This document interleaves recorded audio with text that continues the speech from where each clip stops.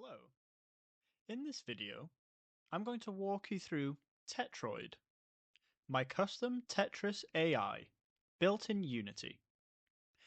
We'll cover why creating a Tetris AI is challenging, how Tetroid makes decisions using heuristics and beam search, and examining its performance, showing some failure modes, and discussing future improvements to the system. Tetris may look simple, but its state space is astronomically large. So large that the decision problem is NP-complete in theory, or non-deterministic polynomial time-complete for short. Yet, practical AIs have played millions of lines using handcrafted and evolutionary techniques. In 2003, Colin Farhay described Pierre Dalachary's heuristic agent, which cleared over 600,000 lines with just 6 features. Later, genetic algorithms tuned those weights to create the so-called L-Tetris algorithm, pushing performance even higher. The algorithm evaluates each piece based on 6 features: row transitions, column transitions, number of holes, sums of wells, number of rows eliminated, and piece stability. Tetroid builds on these foundations with 9 board features in its evaluation functionality, using complete lines, max column height, aggregate height, holes, bumpiness, wells, center deviation, landing height, and locked spaces. The first 4 match the classic GA-tuned L-Tetris values. The others I introduce and hand-tuned to discourage lopsided stacks, overly deep wells, and buried blocks. On each turn, Tetroid does 4 things. Firstly, simulates all valid placements of the currently selected piece. Secondly, scores each resulting board with its weighted evaluation.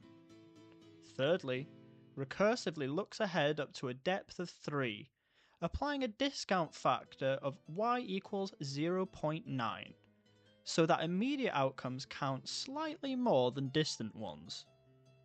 And finally, keeps only the top 3 candidates at each level of beam width, dramatically reducing the branching factor from dozens to just 3.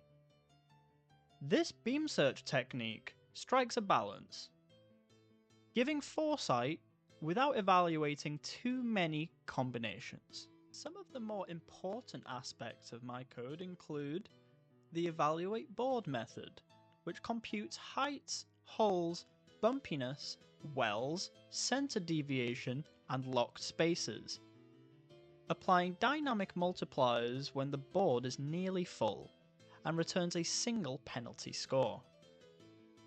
The search state method hashes each state depth pair to a string and caches it, so identical states aren't computed, and the get state hash method, which serializes the board into a 0 or 1 string plus the depth.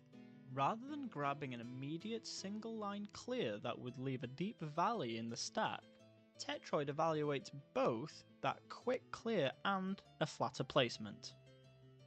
Its 2-piece look ahead shows that by smoothing the surface now, it can set up and clear 2 lines on the next drop.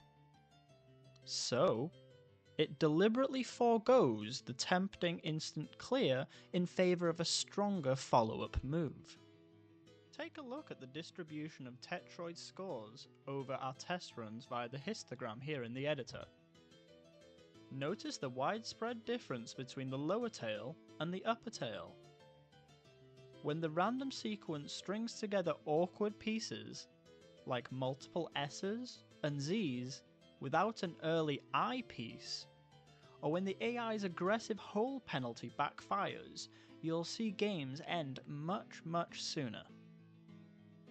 I hope you've enjoyed this video on Tetroid, my heuristic beam searching AI for Tetris. Thanks for watching.